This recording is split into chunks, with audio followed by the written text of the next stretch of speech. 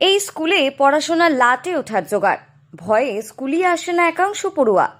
ভাবছেন স্কুলে আসতে আবার কিসের ভয়। বানরের অত্যাচারে জলপাইগুড়ির ডাঙ্গাপাড়া প্রাথমিক বিদ্যালয়ে পড়াশোনার এমনই হাল।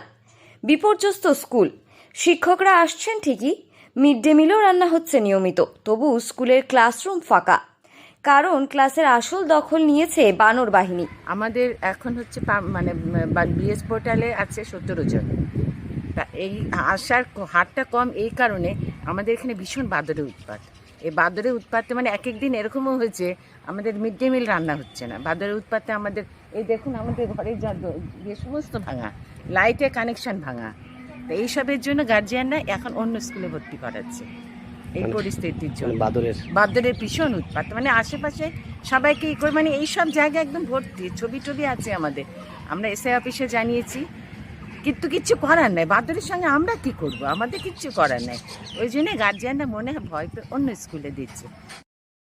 গত কয়েকদিন ধরে ডাঙ্গাপাড়া স্টেট প্রাথমিক বিদ্যালয় কার্যত বানরদের দখলে। সকাল হতে না হতেই বানরের দল হানা দেয় স্কুলে। ছাত্রছাত্রীদের হাত থেকে খাবার ছিনিয়ে নেওয়া, ক্লাসরুমে ঢুকে তাণ্ডব চালানো, এমনকি বৈদ্যুতিক মিটার ও তার ছিঁড়ে দেওয়ার মতো ঘটনাও ঘটছে।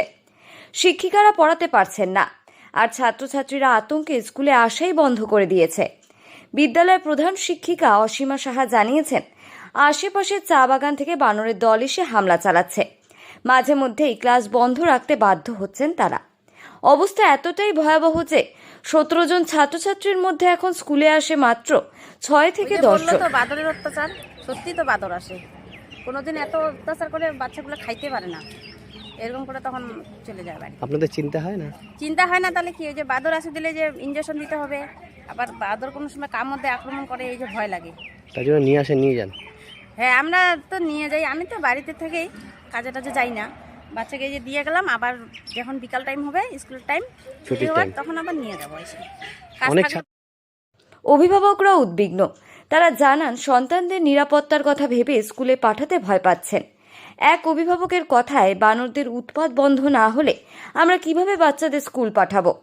স্কুল কর্তৃপক্ষ জানিয়েছে, প্রশাসনকে একাধিকবার জানানো হলেও কার্যকর কোনো ব্যবস্থা নেওয়া হয়নি। স্থানীয় বাসিন্দাদের মতে, বন দপ্তর বা প্রশাসনের উচিত অবিলম্বে ব্যবস্থা নেওয়া, যাতে শিশুরা আবার নির্ভয়ে স্কুলে আসতে পারে। বিদ্যালয়ের শিক্ষিকাদের একটাই আবেদন, শিক্ষার আলো পৌঁছাতে গেলে আগে আতঙ্ক দূর করা দরকার। জলপাইগুড়ি থেকে সুরজিৎ দের রিপোর্ট, লোকাল 18 বাংলা।